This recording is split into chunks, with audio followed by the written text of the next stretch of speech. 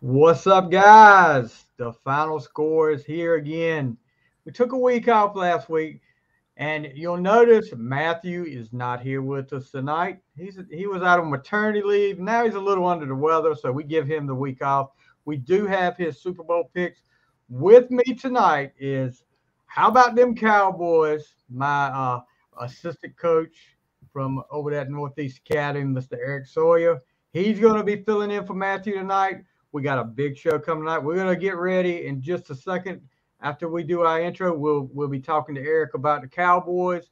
We'll be talking Super Bowl, a little bit of everything tonight, but the main thing we'll be talking about is the Super Bowl. If you're right there, comment. Let us know who you think's going to win. Let us know all your thoughts on this Super Bowl or whatever's going on in the world of sports. And this is the final score.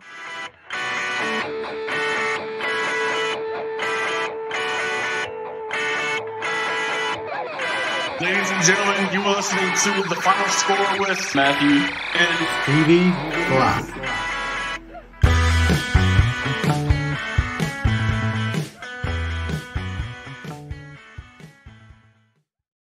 Good evening, everybody. How's everybody doing tonight? Like I said, it's Super Bowl week, Super Bowl 58. We weren't here, like I said, we weren't here last week to talk about the AFC and the NFC championship games, but we'll get into that a little bit tonight. Then we'll go right into the Super Bowl. But like I said, gotta welcome a first-time co-host, Mr. Eric. How about them Cowboys, Sawyer? What's up, buddy? What you doing, Reno?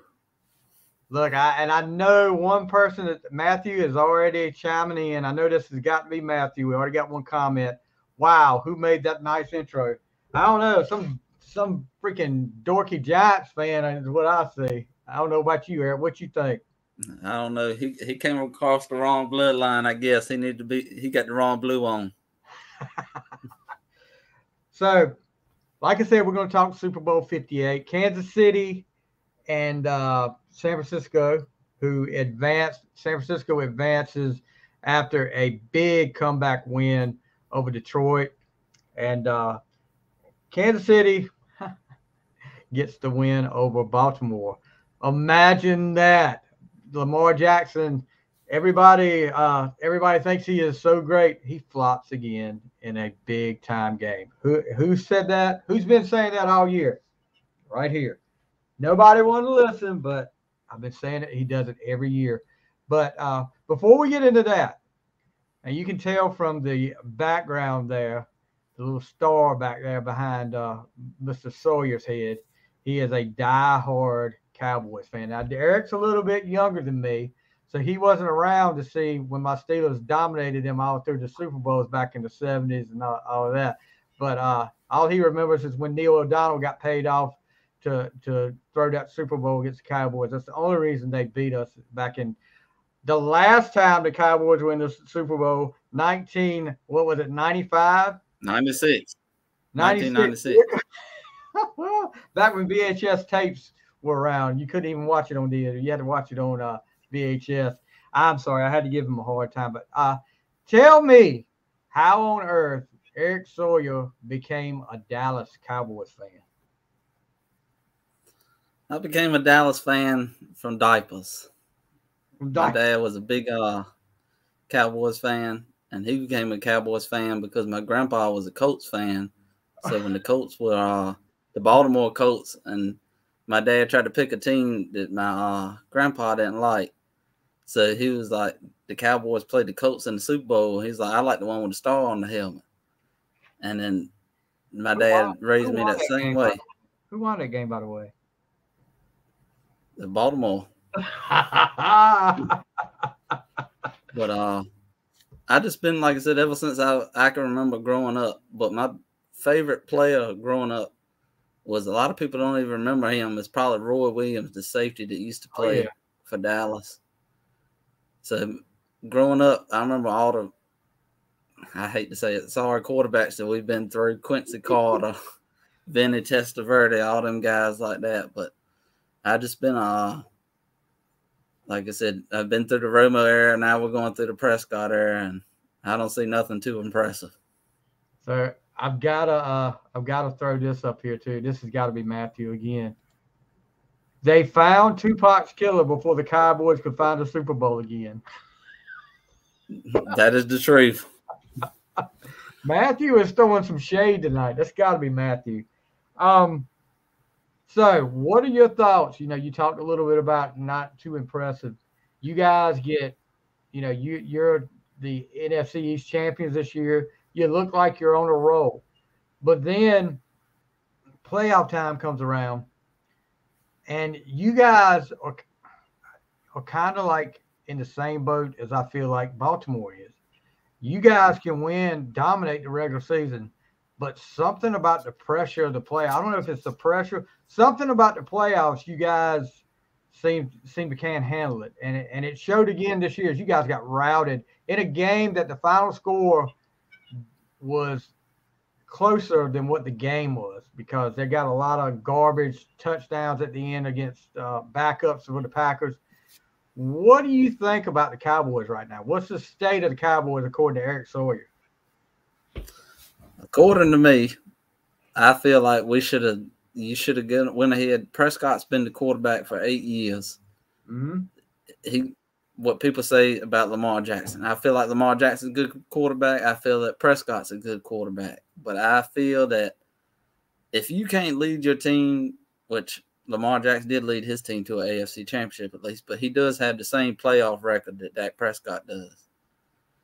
But I wish, I don't know, that they would have fired Mike McCarthy and at least look for Prescott's, I don't even know, successor, I guess, because he's going to choke. I mean, next year, this will be the third year in a row that Cowboys has went 12-5 and go to the playoffs and get knocked out. I mean, we can't even get past the divisional round.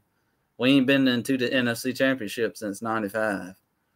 I mean, we won the Super Bowl in 96, but technically that was the 95 season. Yeah. So I'm like, and me and Matthew talked about it that week after the loss. I'm like this with the Cowboys. Everybody, Dak played terrible. I mean, interceptions. They should have had 2 more interceptions against the Packers. But where was that defense at? Where was Michael Parsons at? Where was that secondary at?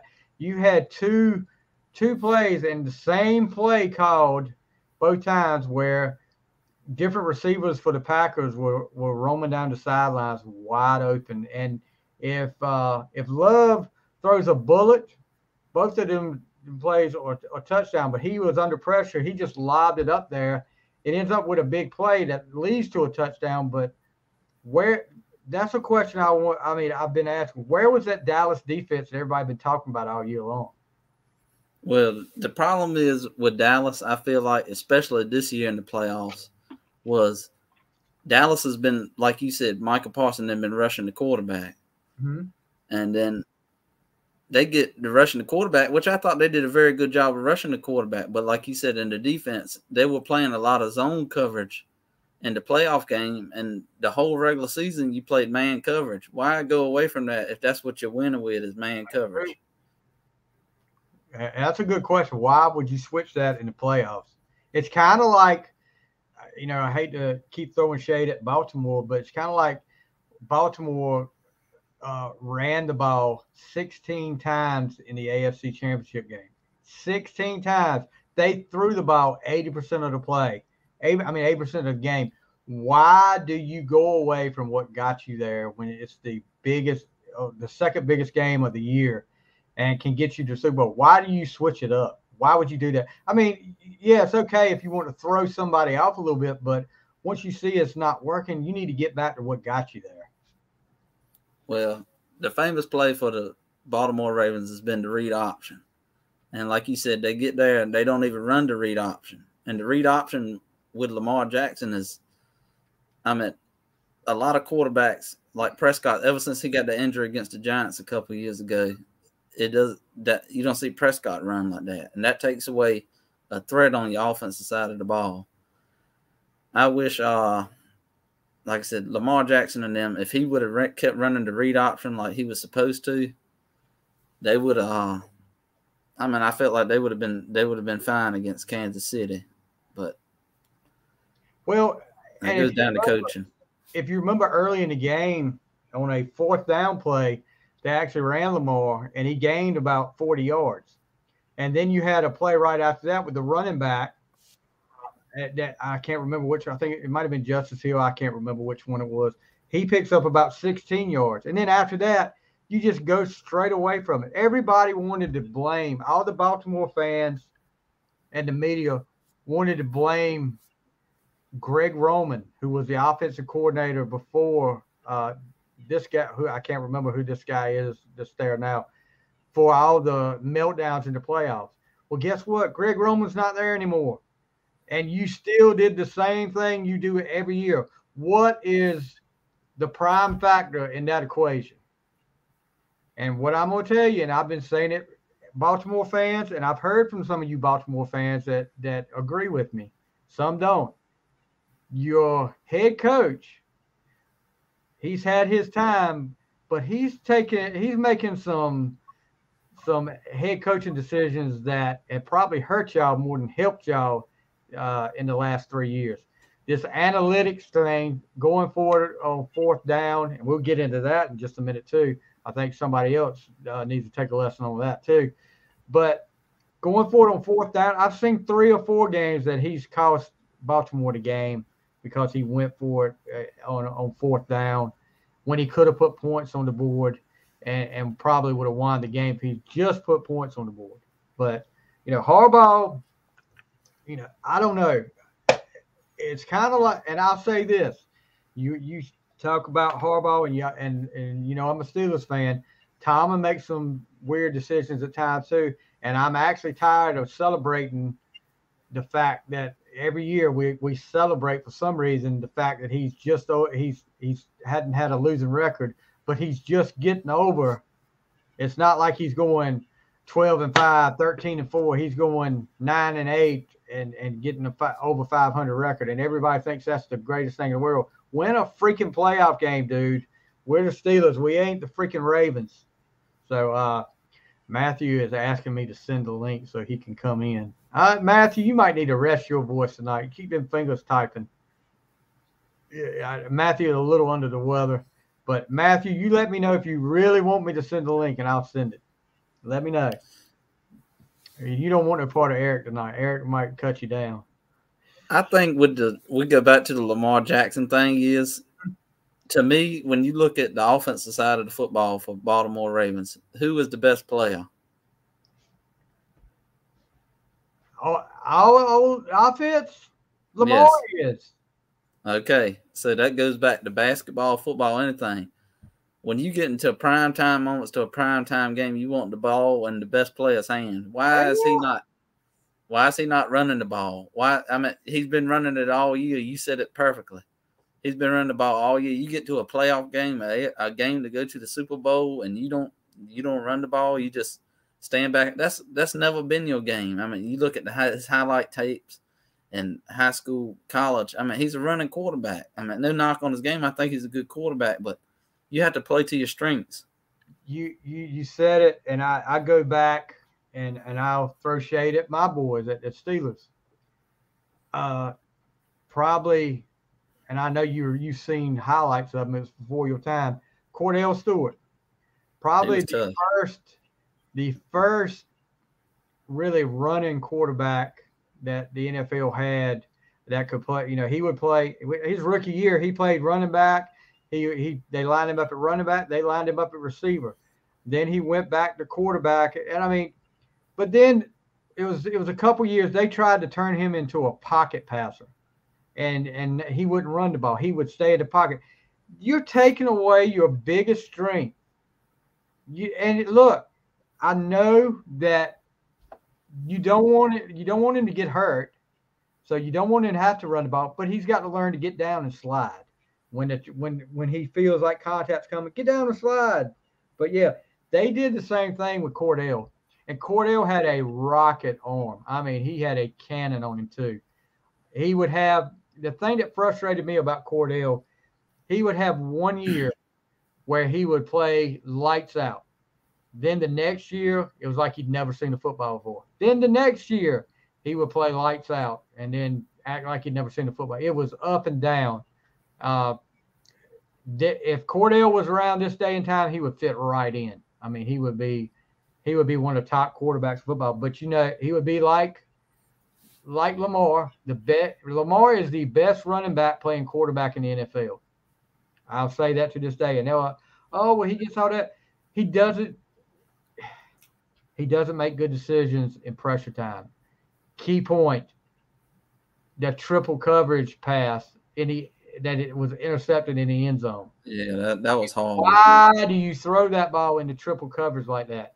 And I know Baltimore fans are like, well, they got interfered with. Well, he shouldn't have thrown it there to start with. Not many quarterbacks going to try to make that throw. You're not Brett Favre trying to sling it in a little area that doesn't exist. I just feel like when you watch, all right, especially the Baltimore Kansas City AFC Championship, to me, when you have a team that has a good linebacker, somebody that can spy on a Lamar Jackson type of player, to me, I feel like Kansas City don't have that defensive guy that can, compare to him. That's what just killed me watching that game. Is why not run the ball? Nobody on Kansas City's defense can compete with Lamar Jackson's speed and, get to the outside and stuff like that. Nobody's going to stop that. Well, I did notice the second half of that game. There was, when they would rush, they'd have, whether it was 3 or 4-man rush, especially if it was a 4-man rush, one guy would come up the middle. One of the linebackers would come up middle, and he would stop.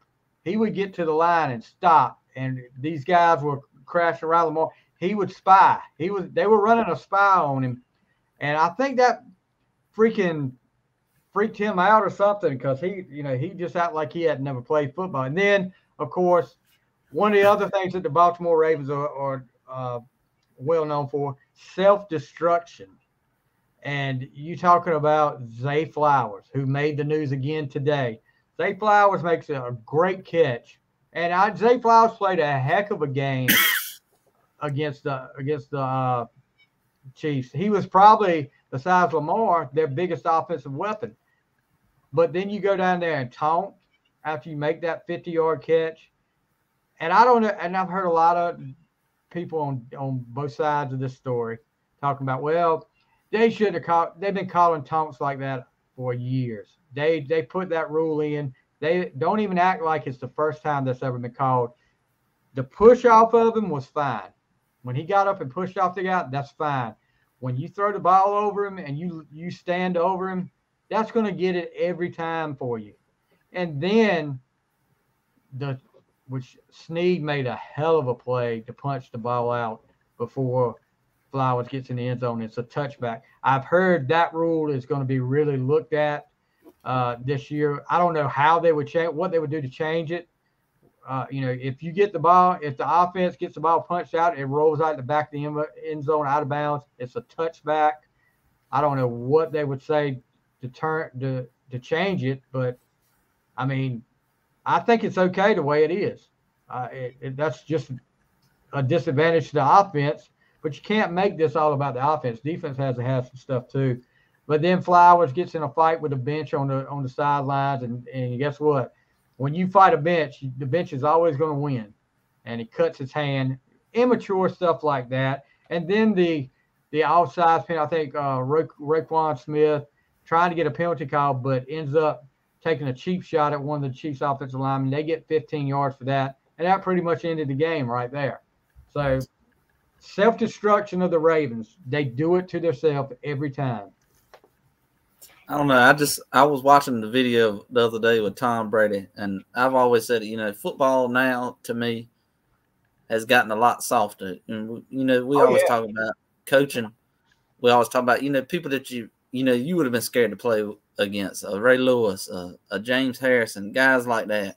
You don't have that fear. I mean, maybe Aaron Donald, but football now has got so soft where you're not scared of them guys anymore because you're gonna get the penalty, you're gonna get helmet to helmet, unnecessary roughness, unsportsmanlike conduct. that's why people watch football. People watch football for the hits, for the the intensity of the game, for the love of the game. Why take something that people love out of the game because you want to make it soft, like you're talking about with Zay Flowers and all these guys? I mean, that was a great defensive play, but people are going to talk more junk about Flowers fumbling the ball. I mean, that was a great defensive play. That's what that guy's supposed to do. Yeah. Yeah, I would just say that Snead and Snead was the one that Flowers was standing over when he got the taunting penalty, and karma bit him in the end. Yeah, we got a comment. I don't know who this is. I don't know if this is Matthew or not, but Eric, there's some on your background. Some good looking. You guys are torturing. I don't know if we got some of our me and Eric, actually, if you don't know, if you just don't know us too well, me and Eric, I'm the head coach at Northeast Academy. He is my longtime assistant coach. So some of our players may be in here giving us a hard time. We're giving Eric a hard time. Right. If it is crap, it's good looking crap. I don't know about that, but anyway, you can't polish up a turd too much. But anyway, let's move on to the NFC Championship game. The Lions and 49ers. The feel-good story of the year, the Detroit Lions in the NFC Championship game for the first time since 1991. Here comes Robbie Birdsong, another Cowboys fan. He's laughing away in there. But yeah, and this game starts off really surprisingly. The Lions just start putting it on the 49ers. I think they're up 14 points at one time. They're moving down the field whenever they want to on that 49ers defense. And it just looks like the offense for the 49ers is like at a standstill. They don't know what to do. After halftime, total change. Brock Purdy comes out. He starts making some plays with his feet, gets some scores, and all of a sudden they're back in this game. Well, twice in field goal range, Coach Dan Campbell for the Detroit Lions, he goes for it on fourth down and doesn't get it. So that's 6 points right there. And one of those field goals, everybody's like, well, it's just 6 points, blah, blah. But guess what? If they just score one of them field goals instead of turning over on downs and the 49ers getting a stop at home, momentum would have changed. It wouldn't have changed. That was a big momentum shift the first time they stopped them on fourth down. And then the second time, it was over then. And unfortunately, the Lions get a. I don't know. There was a lot of drop passes. There were some drop passes, and then you got what is that noise? Is that my dog doing that? Yeah. Okay. But yeah, the Lions just blew it. And I mean, I love Dan Campbell. But he made some big mistakes in that game, and the 49ers end up coming back and winning that game in a close one. But man, the Lions really blew an opportunity there. Well, I'm going to tell you what I feel like about that Detroit game. Well, he went for it, if I'm not mistaken, he went for it 3 times on fourth down. Yeah. And I think he got it one time, but the last 2 times he didn't get it. I think what killed me the most is, like you said, especially when San Francisco at the end, they had a 3-point lead. San Francisco did. Mm-hmm. And Detroit, the last one could have kicked the field goal instead of going for, Yeah. That was my thing is, just like I know as a coach, you're going to take them points because if you don't score the field goal there, you're going to go ahead and do what like San Francisco did, and they can get up 2 possessions with, time is in your factor there. You have to take the points. You got to take them. Any way you can get them. Yeah, I mean, and you just got to put points on the board in the playoffs on the road, especially. So hold on 1 second here. Let me see if I can get this thing straight here where we can. Hold on. Let me get this off Eric. I may not be able to get this off Eric. Hold on. Matthew. Y'all ever seen them? Y'all ever seen them interviews where people do like interrupt something and like make funny faces and stuff? What you got to say, big boy?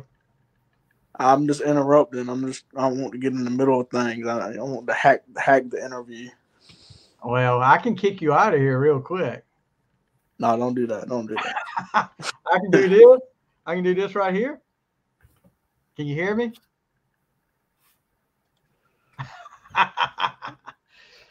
I can take care of that. But anyway, Matthew joins in. How you feeling, buddy? I'm feeling all right. This morning was rough. Everything's worse in the morning and worse at night. Yeah. But I'm doing better. What's up, Eric?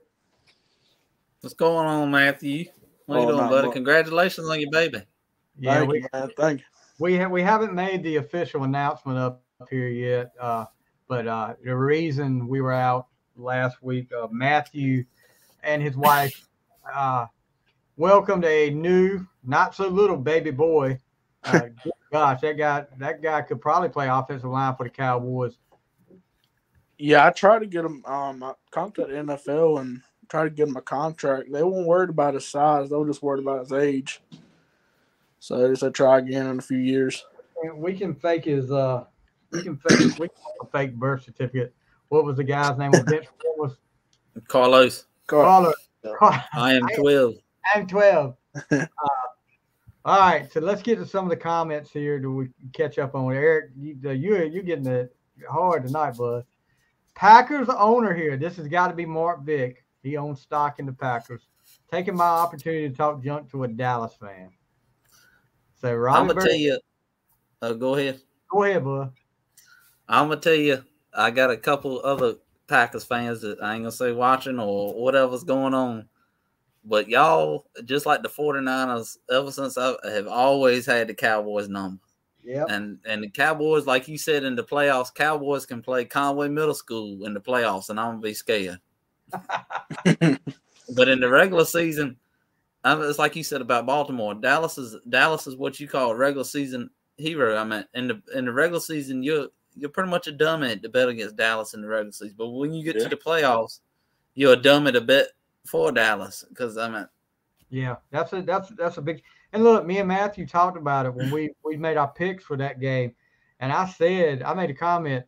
Dallas won't self-destruct this week. They'll wait till next week, the divisional round, to do that. And we both said it. I said I think it's going to be a good game, but Green Bay ain't going to win this game against Dallas. Yeah. It was too soon, but wow, was I wrong? Robbie Burson, Sawyer with post-game appearance from Texas. Get off, brother. Let's see. And I think this is Mark Vick again. What about the line? I used to talk about the lines not going for it on the 3-yard line with just seconds left before halftime. Another opportunity there.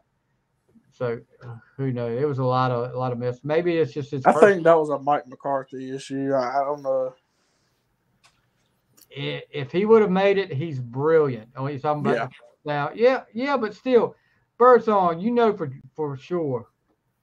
When you're in the playoffs and you're on the road, you don't take points off that board. You make sure you put points up there and keep that momentum going.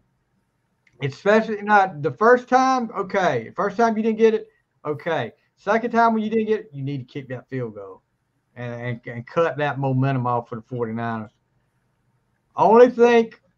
That's a typo. Only thing I look forward to every year is watching us beat Dallas every year in the playoffs. That's got to be Mark Vick too. So, yeah. Gosh, no, but I'm gonna tell you what I think about everything.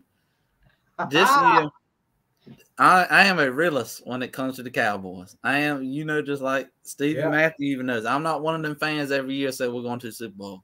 Do I love the Dallas Cowboys? Yes, I love them. But I am not one of them fans that we're going to the Super Bowl every year. But to me, I do believe Dallas this year was either the second or the third strongest team in the NFC. The strongest team is in the Super Bowl. The San Francisco Dallas could not compete with San Francisco, but I did not think Dallas was going to lose to Green Bay, at least in that first round. I did not think so. Especially in the caliber that they lost. I mean, it wasn't just a. That was a butt whooping. It was a beatdown. You know what I mean? That wasn't a close game at all. Yeah, that's what really surprised me the most. I mean, Dallas. I hate Dallas. Everybody knows it. Oh, but I can say like this year, I was like, man, Dallas is really going to go. Can go this year. They look good. I know they look good during the playoffs every year, just about. I mean, not the playoffs, but the regular season every year. But it was something about this year. They just look like bullies against everybody. Except the teams with winning records. That's true, too. I mean, that's true. You got a point there. They were the ones that they won against teams with winning records were close games. I mean, and granted, I mean, I'm not going to sugarcoat it. The Lions game should have been a loss in the regular season for the Cowboys. That was our official's mistake. Yeah. So I thought that if the Lions got to Dallas, had to play Dallas, that the Lions were going to come in there really confident that they could beat Dallas, even at Dallas, because that was the way it went down in the regular season. Unfortunately for Eric, we didn't have to worry about that. So, but I want to circle back to what Eric said earlier. There's been a lot of talking about Mike McCarthy being fired or not. And you said, you think he should have been fired, right? That's correct. So, I'm not being funny. I might legitimately asking, I want to hear it from a Cowboys fan. What do you would you be nervous? Mike McCarthy took y'all 12-5 for how many years straight? 3 years straight. Okay. Would you be afraid that if you fired Mike McCarthy, it would all go backwards and then you'd be 5-12? No, because I'm not saying as a Dallas fan, do I feel like we had the most talented roster in the NFL? No. But as such as players-wise, Dallas, to me, has a top 10 such as players. I mean, they got the personnel to do it. So, I mean, Stevie knows just like I know as a coach, you can blame a lot on the coach. You can blame a lot on the players also. I blame that playoff loss a lot, like I said, that Packers, the zone coverage. Why are you going to zone coverage when you've been playing man coverage all year? And Dallas, I was saying that during the regular season. Dallas could not find the run game on offense. And I said that was going to hurt when we started, like Stevie said, I mean, everybody said, when you start playing winning teams, you have to run the ball. Mm-hmm. And we're not running the ball. And Dallas was not running the ball. And Pollard proved me wrong. I thought Pollard could maybe be a every down back, but this year he proved me wrong. Yeah. Well, Matthew, to talk about what you said about McCarthy, if McCarthy wasn't there, Eric, who was the coach before McCarthy? That was my next question. Jason Garrett, old Clappy. Okay. How many times did they get to the playoffs? I mean, they still went to, you got to think about Prescott's years. They still went to the playoffs, right? That's right. That's correct. It was pretty much the same thing that they're doing now with McCarthy, right? Yes. Right. Okay. I mean, there's your answer right there. Do I think it's time for another coach in Dallas? Yeah, I agree with Eric. He probably should have been fired. I sure don't think they should have come out that quick and said he'll be back next year.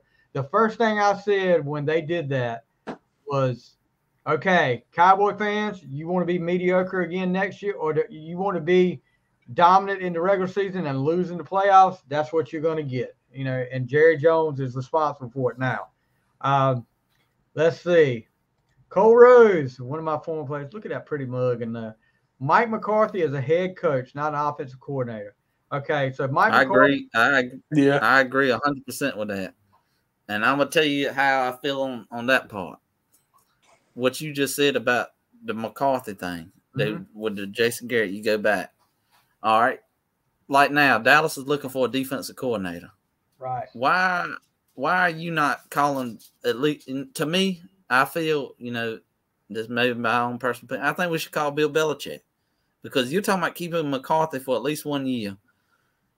If you want somebody to be your successor and you feel comfortable firing McCarthy, as Jerry Jones would say,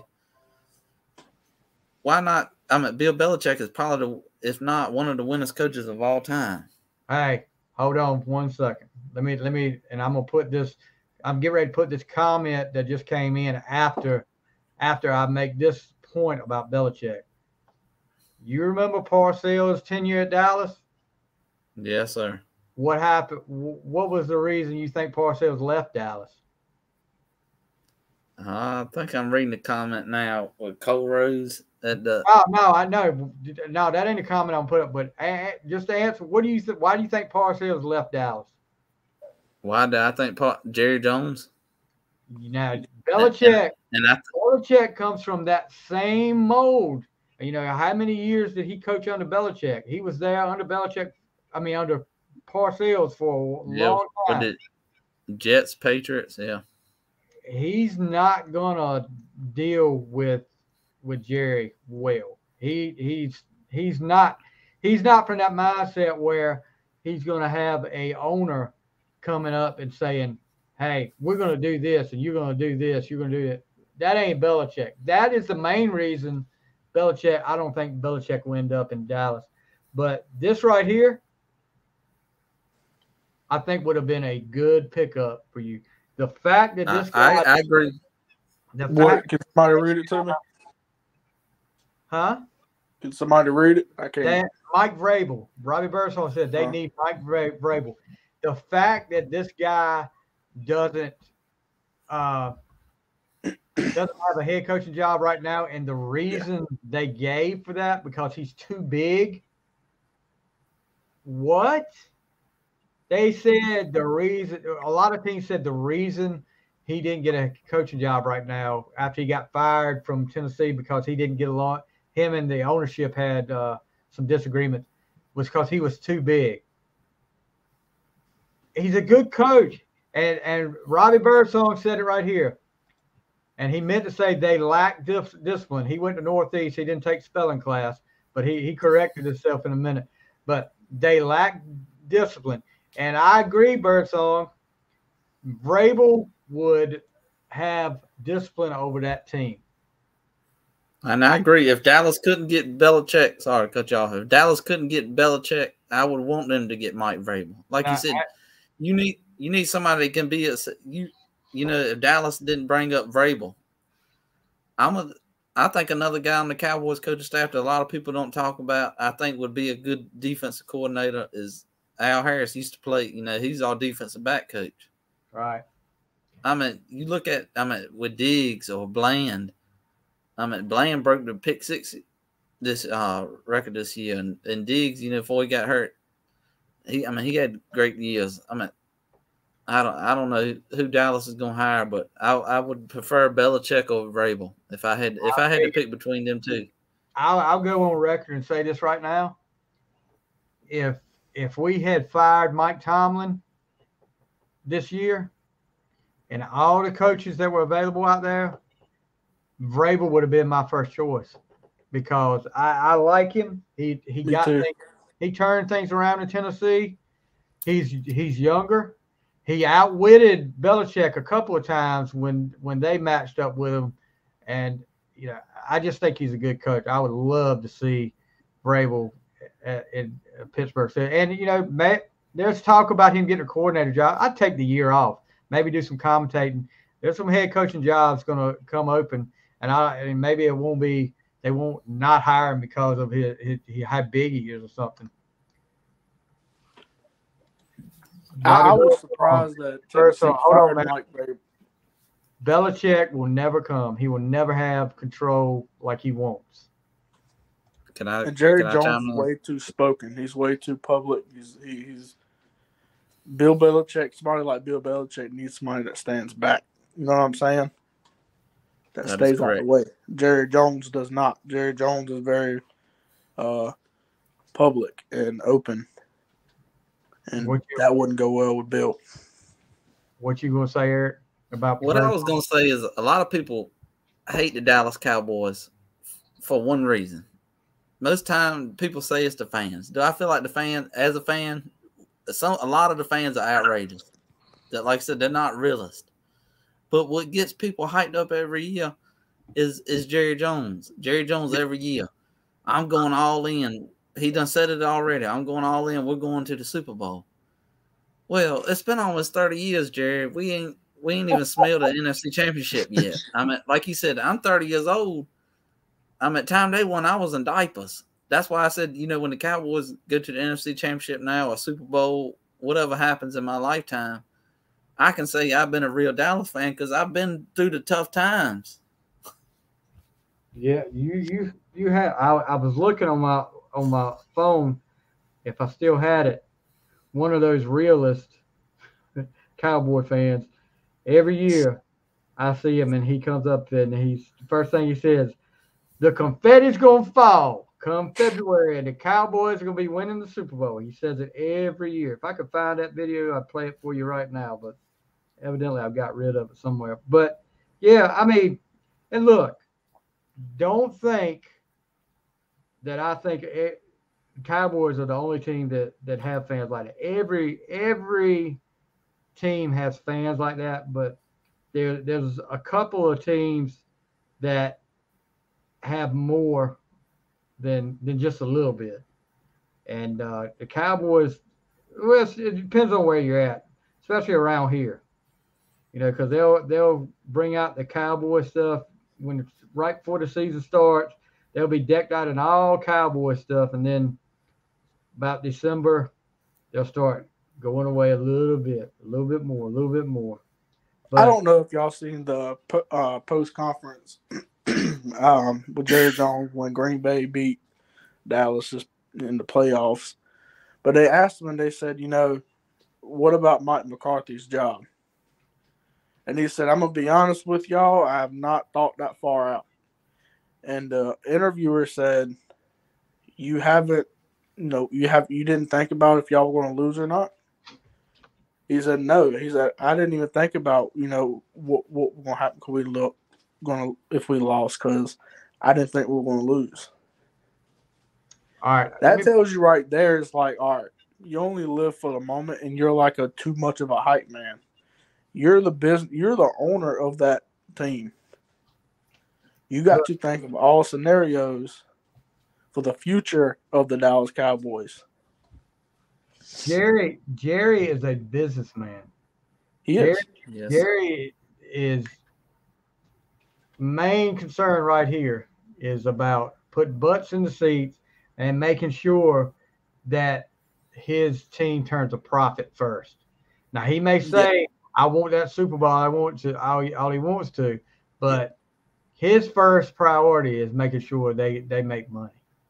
And that's why I say he's too much of a hype man, because I don't think he's thinking about, what if we lose? What about them? What do we need to do to win? He's more of a, let's get these fans pumped up and excited for this season and making them think we're going to win. The main thing with Jerry, that brings tickets, that brings jerseys. The main thing Jerry needs to do is sit up there in the press box and hire a GM and stay out of the. He signs the checks, lets the GM make the football decision, and the coach make the football decisions. I mean, let's look at Cole Rose. Cole Rose had some comments. Should be illegal to say you're interested in a coach while they are still playing. Dan Quinn made horrible calls in that playoff game. Behind Dan Quinn and some of these other coaches getting hired are too one side of the ball focused. And here goes Washington firing Rivera for Dan Quinn. Now, it's not illegal to say you're interested. It's illegal for them. I mean, I could say right now, Pittsburgh could be interested in so and so and so and so, but that don't mean they're going to get him. I see what in a way, I see what you're talking about, Cole. You can't be negotiating with another coach while they're still in the playoffs. But it's just like with Detroit, everybody, Washington, Carolina, there was somebody else was saying they wanted Ben Johnson, the offensive coordinator. They were all talking about that. Seattle, yeah. Seattle wanted Ben, but guess what? He stayed with Detroit. He says he's got unfinished business. So, I mean, saying it, but I see what you're saying in a way, but I don't think Dan Quinn at that time of that game was not Washington's first choice as head coach. Believe me, he was not the second choice either. Do y'all realize that guy flew in coach when they brought him in to announce him as the head coach of the Commanders? He flew coach. They didn't bring him in like first class. He's probably like the fourth choice, to be honest with you. So I don't know. Like a worst case scenario. Yeah, I mean, he was like, okay, we can't get him. Quinn's still over here. Let's put a pin in Quinn over here. And then they had to take that pin out and get him because it was getting crunch time. But I still don't. Washington probably should have got Vrabel too. That would be as a. I'm not a Commanders fan. My mom is a diehard Washington fan. I would have loved for her situation to see them get Vrabel. I don't know about Quinn. We'll see. He may turn out all right, but I just think about 28-3 every time I think about Dan Quinn. Yeah, I don't blame you on that one. And Dan Quinn, to me, I hate to see him go to Dallas. But like I said, with the playoff game, that upset me. I'm like with Cole, did he throw it on purpose? I mean, was he just ready to go ahead for the head coaching job or what? Because I don't think so. Look, if you look, you always talk about, and you made the comment earlier, certain teams seem to have Dallas's number, right? That's right. Even before Quinn got there, but since Quinn got there, how many times has he beat San Francisco? None. And one win over Green Bay, and since they've been there. There's certain offenses that Quinn's defense doesn't match up well with, and those two That's right. don't match up well. Now that's when I blame Quinn, because you got to make adjustments there. You can't be so stuck in your ways that you say, okay, I don't care what they say, we're going to do this. We're going to do it this way. We're going to keep doing it this way. I've had coaches in high school. Look, one of our coaches in high school, we practiced a certain offense all week, playing a big rival game that week. We were going to surprise these people. This was before the days of watching film on YouTube or Huddle or whatever. There was no such thing. We hadn't run this offense against anybody. Brand new that week. We come out first play of the game. I'll never forget it. We come out that first play, and you hear the big defensive linemen, when they see us come out in that formation, yell, shift. They knew what we were doing, and they shifted right into our offense. We could not talk that coach into changing that offense.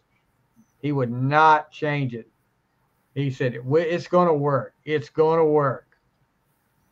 So, I mean, that's just hard-headed, being hard-headed and thinking your way is the highway. But you can't do that all the time. Cole Rose said, also to chime in on Lamar, he should not be MVP. Hot take. Tyler Huntley could run the team the same way Lamar does. And agree. Tyler Huntley had evidently, I'm not the only one, because a couple years ago, I said this when maybe it was last year, when Lamar was injured at the end of the year. I thought Huntley threw the ball better. He had a better touch than Lamar did. Now, he couldn't run the ball. He wasn't explosive like Lamar was, quite as explosive, but he could get some yards with his feet. I mean, it's the same thing, whether it's Huntley or Lamar. They flop in the playoffs, and they did it again this year. So, Super Bowl 58, Sunday. What time we talking about? 6:30. That's kickoff. Probably like 6:38 or something like that. They had to put something different in there. Reba McEntire singing the national anthem. Usher is the halftime show. And the Chiefs and Taylor Swift versus the San Francisco 49ers. So let's look at this. If you're going into this game as let's say the Chiefs head coach, what are you trying to do to stop the 49ers on offense? Running. And look, here's what I'm doing. Purdy is Mr. Irrelevant. Great story. He's in the Super Bowl, last draft pick of his year. And he is taking these to the Super Bowl. But there's been some games he struggled this year. And, well, mostly when Debo's not in that game, if he's hurt, Purdy kind of struggles because I think he's kind of like his big weapon. He's who he looks for. And I'm trying to, at least the first part of the game, I'm trying to make calls where, stop the run and make Purdy beat me. I'm getting pressure on. I'm pressuring him because I'm gonna tell you this. Everybody's talking about Travis Kelce. Everybody's talking about Patrick Mahomes. But guess what? The reason the Chiefs are in the Super Bowl this year is that Chiefs defense. Snead has come out of nowhere, and that secondary is really good. They're one of they don't get a lot of credit for that secondary. The front line with Chris Jones, that's another thing there. That defense has carried the Chiefs at times to the Super Bowl. So that's going to be an interesting matchup, and one that I'm wondering how Purdy is going to handle that. I like Brock Purdy. I hope he wins this game. And if the 49ers win, they tie the Steelers and the Patriots for most Super Bowl wins. So I could very easily pull against them, but I'm not going to do that. I'm tired of the whole Kansas City Chiefs show. It's time for it to end. But what do you think, Eric? As far as if you're the Kansas City coach, what are you gonna run? And you run the offense sometimes with us. What are you gonna run on offense with Kansas City to try to offset that San Francisco defense? What I'm gonna tell you is just like I always say, San Francisco's team, what you just said, offensively, defensively too, but especially offensively, they got so many weapons. So what did I say about the Detroit game? You had to play the time is, that's a big part of the game, controlling the clock. Yeah. And to me, what you were talking about, Kansas City, the defense, I think the defense is okay for Kansas City. I think, like you said, they don't get talked about enough, and they do play good. But I'm gonna tell you who don't get talked about a lot is the Kansas City run game. They run the ball really effective. Pacheco.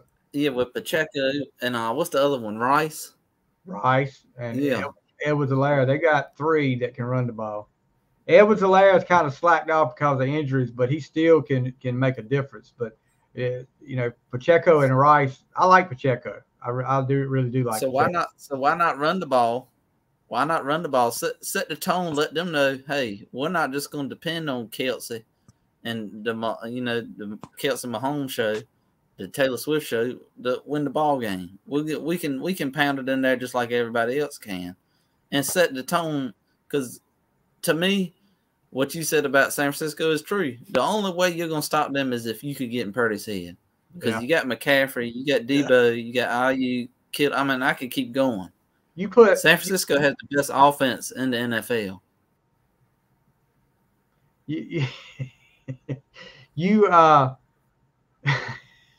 I'm laughing at some of these comments coming in here. Who the heck is Mahomet? Mahomet can't do that. Is this Homie the Clown? Birdsong's got big fingers, evidently. He can't type real good. But I put 8 in the box and try to stop McCaffrey, and then let it let it ride on Purdy. See what he can do. See if he makes mistakes. See if he, he's never been in this big game before. See if he makes some mistakes.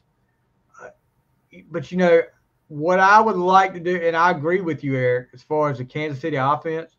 How many times have you heard me say over there coaching, you know what, I'd like to start this game off and just run like a 10 or 11 play drive, just pounding it down their throat and score a touchdown and set the tone there and let them know, hey, I can run on you when I want to. I can move the ball on the ground anytime I want to. So that would be a good strategy against that defense, because you need to kind of slow that 49ers defense is fast. They're all over the place, and you need to kind of slow them down. But, you got a veteran like Mahomes, and somehow I can't figure it out. Every team has a problem figuring out where damn Travis Kelce is. He managed to get wide open at least 2 plays a game. How do you leave Travis Kelce wide open? I don't. That's just like when you used to play Dallas with Jason Witten. It was like he's slow as ever, but how to be wide open? Come across the middle wide open. So I don't know how many times. So on the other side of the ball, you're San Francisco's coach. What do you do to stop that Kansas City offense? And what are you going to run? What kind of offense are you going to run to kind of offset that Kansas City defense? I think you gotta get the way I like to do it, Purdy. If he's in this big game, who knows what kind of nerves he might have. You can't ever tell till you get there. Get him some short passes, maybe get some swing passes to McCaffrey. Get the ball in McCaffrey's hand as much as you can. Swing pass to McCaffrey, or maybe a little tight end screen to Kittle to start the game, to get him in rhythm, and then let him go from there. Have McCaffrey run the ball. Snead is shutting somebody down, somebody said on Facebook. So, but you got to get pressure. You got to get pressure on Mahomes on defense. What I think about the San Francisco, to me, like I said, I call offensive plays sometimes. If I could call anybody's thing in football, it'd be San Francisco, because they got all the weapons I would want. Oh yeah. And I would tell you, I would run sweeps, jet sweeps, screens, stuff like that all game. But I would hit you with bombs when you would least expect it. I'd go trips one side with Kittle and Ayuk and them on that side, and then line up, doubles right here on the right and go McCaffrey and Debo, and you just sit there and fake a screen to McCaffrey and run a wheel route with Debo and hit him deep, and it's like, how do you stop it? You can't stop it. Robbie Birdsall makes a good point here. Kittle has to step up. I agree. Kittle may be the key part of that offense moving the ball, because if they key on McCaffrey, Kittle has got to find a way to get open. He's got to do some Travis Kelce stuff and find a way to get in. Whether if they're playing zone, he's got to find the soft spot of the zone and get some yards. Cole Rose, just like I said, get to Mahomes just like Brady. Mahomes, the only difference I see when you get to Mahomes and you flush him out of the pocket, he's a little bit different than Brady when you flush him out of the pocket. I think he's better out of the pocket. He's better. You got when you get that pressure, you got to make sure you contain him. You can't let him get outside and start rolling, because he makes plays with his feet. And the longer he runs down that line of scrimmage, he's looking for somebody to get open. He manages to wait to the last second to get somebody open. I think, get pressure on it. When I'm talking about get pressure, you need to get pressure up the middle and get it quick in there, and get to him a couple of times, get him frustrated. I agree, Cole. He gets frustrated just like Brady does when he gets put on the ground a little bit. He can't stand that. So you get pressure on Mahomes. They got more than a chance. I think this is going to be a close game. I think it's going to come down to the end. who do I want to win? We'll go around the horn with this. First of all, Matthew, are you there? So you're muted, so maybe you're not there at the moment. All right, we'll start with Eric. I'm here. There he is. Who do you got winning this game, and what's the score? Well, I think San Francisco is going to put pressure on Mahomes. I think a lot of people – I know they're there. I know they're there, and if they would have figured out their scheme already, they would be there. But I think San Francisco is smart on the field and on the sidelines. And I think they're going to get pressure down the middle of Mahomes and blitz heavy. You know why? Because they can. You're stone cold too? Or you stone cold? That's the bottom line because the 49ers said so. That's all right. But I think San Francisco is going to win. I think it's going to be 31-27. Robbie Birdsong, you have to frustrate Mahomes early, maybe a penalty or two to make him destruct. I agree. Yes. Facebook user KC defense too physical on the interior for the Niners. We'll see about that. You got Trent Williams on the offensive line. I mean, you don't get much more physical than that guy. I don't know who him, buddy. They're picking Kansas City 28-17. All right, Eric, you're up next, bud. Let's get your thoughts on your pick. I say Kansas City, which I'm with you. I want San Francisco to win one because I would like to see Kittle and McCaffrey get one. Yeah. Especially McCaffrey, all them years in Carolina. As a Dallas fan, you still got a side for the home team a little bit, kind of. Come on. But I would like to see San Francisco win, but I have Kansas City winning 34-31. And San Francisco, I told you, Kansas City's going San Francisco's going to go down there and score and tie the game at 31. And it's going to leave about 20 to 25 seconds left up there for Mahomes. And Mahomes is going to do what he normally does, like Brady, Mahomes magic. And knowing my luck, he's going to hit Kelsey. And they kick about a 50, 55-yard field goal. And Kelsey proposes to Taylor Swift. And then it's the dream everybody wanted. Not really. I don't want it, but I feel like that's what's going to happen. Kansas City wins and Taylor Swift drops her new album right there on the field. No, look, my heart says San Francisco. I mean, it really does because I'm like Eric. Somebody said, dude, you're a Dallas fan. You have no say, bro. Who is that? Is that Mark Vick? Identify yourself. I want to hear why he has no say in this. I want to hear that your reason for why he has no say. Because if it's Mark Vick, he's a fan just like you are. Oh, it's Dion. Okay. This is former ECU star wide receiver from the 91 Peach Bowl team, Dion Johnson. So Dion. Let me know. Is this your pick up here? Kansas City 28-17. Let me know what your pick is. Dion has been a big supporter of the show. He's been on the show several times, and you very entertaining. Okay, that was Dion's pick. Dion's picking Kansas City 28-17. Robert, that was just wrong. Robert Matthews. As far as, like I said, I want to see McCaffrey get a ring. That guy deserves it. And Purdy, just the story with Mr. Irrelevant, and to see it, if he would win a Super Bowl as a starting quarterback, that would be amazing. Mahomes, I'm tired of Mahomes.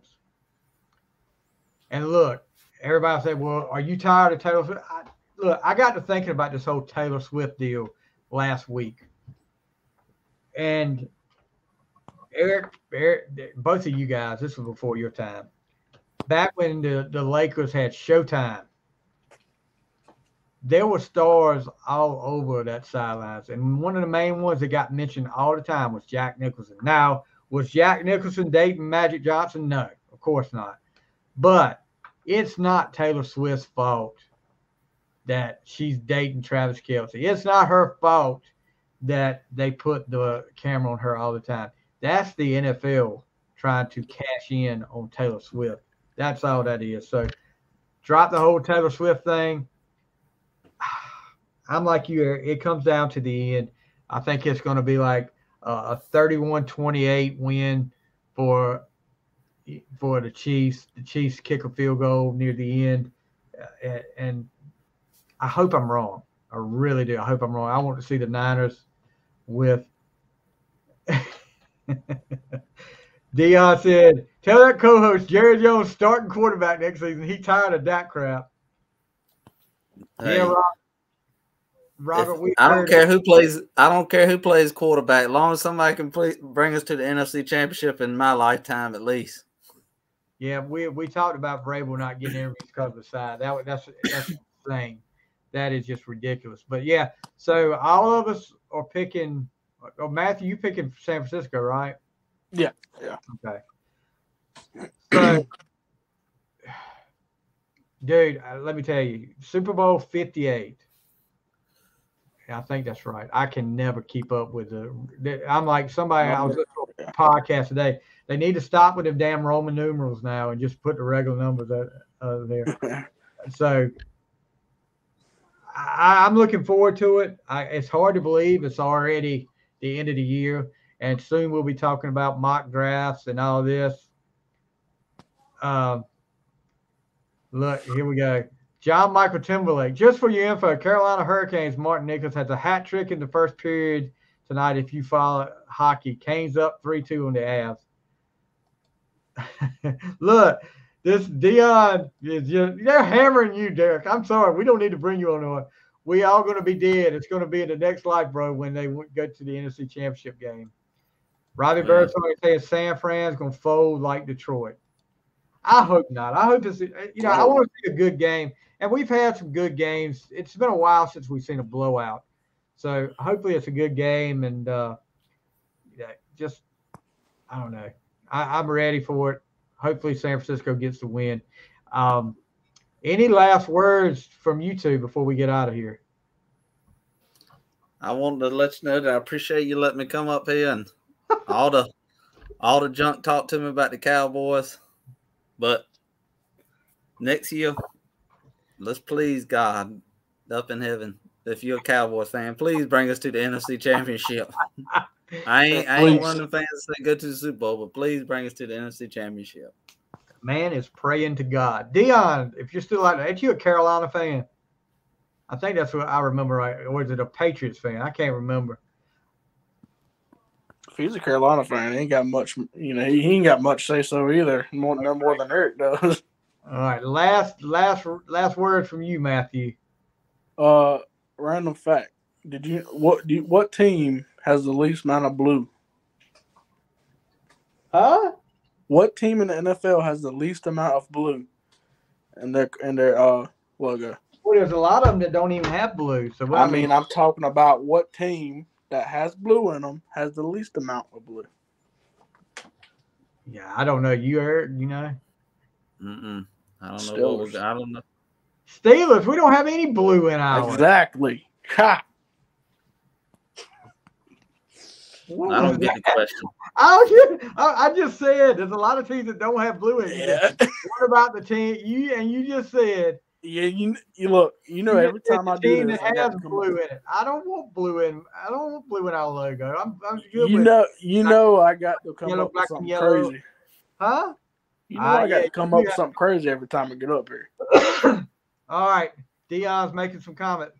Steve, Purdy going to play like Purdue chicken wings. Okay. Hopefully not. It sounds like you're going to be have you converted to a Kansas City fan, Dion? By the way, Dion, make sure to tell your son happy 16th birthday yesterday. I did mention it on Facebook. So 16 years old, that guy's going to be, it looks like he's going to be a beast too. Panthers to the Super Bowl 2075. That'd probably be the year Cowboys play the Panthers in the NFC Championship. It might be. And Dak Prescott's grandson is going to be playing quarterback for. Never bet against Mahomes. Yeah, well, that's true too. That's the truth. That is the truth. You He's couldn't bet against Brady. Brady. Yep. He's the next Tom Brady. That's for sure. I thought that was Lamar Jackson, Stevie. That's almost as stupid as the blue comment while ago that you said. There is not blue on it. Where do you guys see blue on a Steelers helmet at? What? Who's saying it is? It's black and yellow. The song is about the black and yellow song is about the Steelers colors. Black and yellow, black and yellow. Oh. Matthew, I'm not going to start rapping either. So don't get. I'm about to say, come on now, I'll give you a beat. We'll have to bring Cole DeLoach on to take care of that. Oh yeah, old Loach. Old DeLoach. All right, before we go, guess what I want to mention before we go. And I know they lost last night, but Jared Johnson, if you're listening, how about them Tar Heels? How about what happened in the Dean Dome the other night? I don't care who we lost to since then. We whipped y'all. So take it. The three little star things. Hold on. Let me go get my Steelers helmet. I know one of the little stars is red. Hey, he's right. Robert is right. One of the stars is blue. There you go. Now, that's exactly why. You didn't know that. Yes, I did. Let me tell you why. Look, I'll let you dig that hole yourself. Sure, you would have thought about it and you would have looked it up and be like, damn. I just said Matt was crazy right on there. I was wrong on that, but yeah.